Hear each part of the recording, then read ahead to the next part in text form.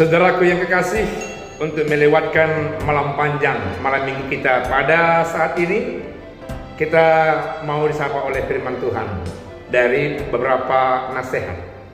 Sebelumnya mari kita berdoa. Bapa di sorga, kami telah membuka hati pikiran kami, kalbu kami yang terdalam menjadi palungan firman Tuhan, agar firman yang berkuasa itu sungguh-sungguh menciptakan sesuatu yang baru dalam kehidupan kami, sehingga gerak kehidupan kami adalah gerakan pembaharuan siapapun kami di tengah-tengah dunia ini. Bersabdalah Engkau, karena kami anak-anak-Mu bersuka cita untuk mendengarkannya. Dalam nama Yesus kami berdoa, amin. Lukas pasal yang ke-17 ayat 7 sampai ayat 10 dikatakan firman Tuhan demikian. Tuan dan hamba, siapa di antara kamu yang mempunyai seorang hamba yang membajak atau menggembalakan ternak baginya, akan berkata kepada hamba itu setelah ia pulang dari ladang, "Mari segera makan." Bukankah sebaliknya yang akan berkata kepada hamba itu, "Sediakanlah makananku, ikatlah pinggangmu, dan layanilah aku sampai selesai aku makan dan minum, dan sesudah itu engkau boleh makan dan minum." Adakah ia berterima kasih kepada hamba itu karena hamba itu telah melakukan apa yang ditugaskan kepadanya? Demikian jugalah kamu, apabila kamu telah melakukan segala sesuatu yang ditugaskan kepadamu, hendaklah kamu berkata, "Kami adalah hamba-hamba yang tidak berguna. Kami hanya melakukan apa yang kami harus lakukan." Demikian firman Tuhan.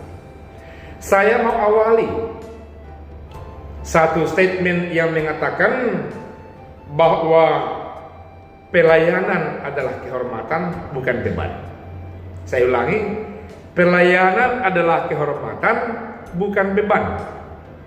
Saudara sebagai siapa sekarang yang mau melayani esok hari, jangan lihat itu sebagai beban, tapi rasakanlah itu sebagai penghormatan yang luar biasa. Karena saudara memperoleh kesempatan ikut terlibat melayani Allah, melayani Tuhan di rumah Allah atau di lapangan pelayanan di mana saja pun itu yang berkenan untuk memuliakan nama Tuhan. Yesus memberikan banyak nasihat petuah kepada murid-muridnya, membekali mereka dalam medan pelayanan agar mereka sungguh-sungguh diterima oleh orang banyak, agar mereka sungguh-sungguh membawa sukacita, agar mereka sungguh-sungguh terasa menyentuh kalbu setiap orang yang rindu akan damai sejahtera. Untuk kali ini teks ini dikatakan oleh Yesus kepada rasul-rasulnya, kepada murid-muridnya, "Siapakah di antara kamu jikalau ada hambanya yang pulang membajak atau pulang dari mana saja pun, lalu katakan, 'Marilah kita duduk bersama dan makan bersama.'" Yesus seolah-olah mau mengatakan kepada murid-muridnya, jalin satu relasi kebersamaan, kesetaraan, egalitarisme, sehakikat sesama manusia, sama-sama ciptaan Allah. Kalau begitu tidak ada kesempatan membedakan karena merek suku, merek budaya, merek selera, merek pendidikan, atau merek paham yang berbeda. Sama di hadapan Allah, egaliter. Ini perlu dan sangat penting kita pahami. Laki-laki melihat perempuan sama sehakikat. Siapa yang mau mengisi absennya mudah-mudi pada malam hari ini, lihat bahwa temanmu itu sehakikat dan setara dengan kamu. Kamu wahai laki-laki jangan menganggap terlampau tinggi daripada perempuan. Kamu laki-laki jangan otoriter terhadap mereka. Cintailah mereka seperti mencintai dirimu sendiri, supaya relasi tetap terjaga dalam kehidupan.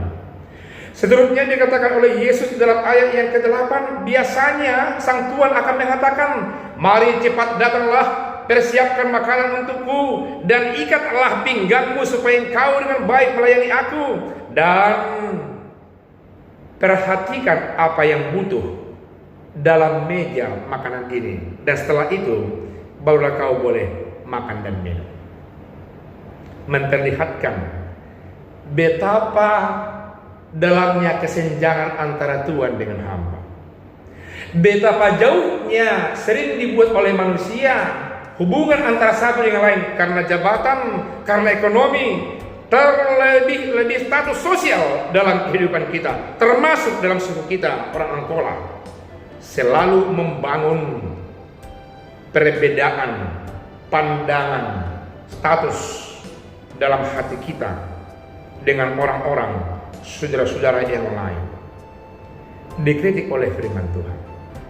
Berikutnya dikatakan oleh firman Tuhan dalam ayat yang ke-9, tidak pernah kamu sang Tuhan berterima kasih dengan apa yang sudah dilakukan oleh para pelayan hambamu kepada kamu. Sehingga dikatakan firman Tuhan, supaya kamu maklum bahwasanya kamu juga adalah yang dipanggil untuk melayani, supaya kamu maklum juga bahwa engkau adalah hamba pelayan bagi Allah, dan kamu mampu untuk mengatakan bahwa tidak pernah kamu mengharapkan imbalan sapaan apapun, supaya jiwamu, imanmu, kalbumu makmur sebagai pelayan di hadapan Tuhan. Dan katakanlah dan nyatakanlah bahwasanya kami memang melakukan apa saja yang harus patut kami lakukan.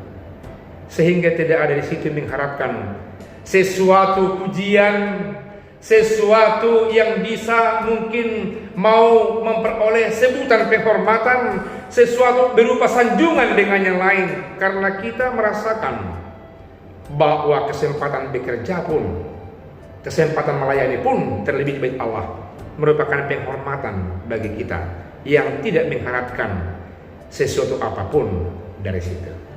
Saudaraku yang kekasih, petuah, saudaraku yang kekasih, nasihat inilah yang diberikan oleh Yesus kepada murid-muridnya agar mereka nanti sukses untuk melakukan tugas panggilan mereka sebagai rasul utusan Kristus kemana saja pun mereka berada. Dan alhasil orang yang mereka layani pun merasa senang, damai, dan sejahtera.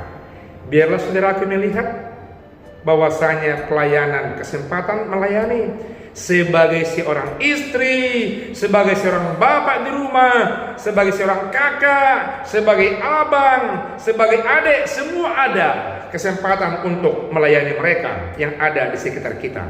Dan anggap, pahami itu sebagai kehormatan, bukan beban. Dan ketika itu kita anggap sebagai beban, kita akan stres menuntut segala sesuatu imbalan, setidaknya sanjungan dari pekerjaan itu. Pelayanan adalah kehormatan, bukan beban. Amin, kita berdoa. Terima kasih Allah Bapa di sorga atas firman Tuhan yang menasihati kami hingga pada saat ini. Kami adalah hamba-hamba Tuhan yang meski mengerjakan apa yang harus kami lakukan. Dan Tuhan lewat firman-Nya memaklumkan kami agar kami tidak terlalu mengharapkan sanjungan apapun dari pelayan kami. Biarlah kasih karunia, damai sejahtera yang dari Allah Bapa di sorga senantiasa menyertai hati dan pikiran kami. Karena seketika hati kami damai, semuanya juga akan lengkap dalam kehidupan kami. Karena seketika kami mengutamakan Tuhan dalam pelayanan kami, firman Tuhan memberikan janji kepada kami yang akan melimpahkan segala sesuatu yang kami butuhkan. Biarlah firman Tuhan ya dan amin dalam kehidupan kami. Dalam nama Yesus kami telah berdoa. Amin.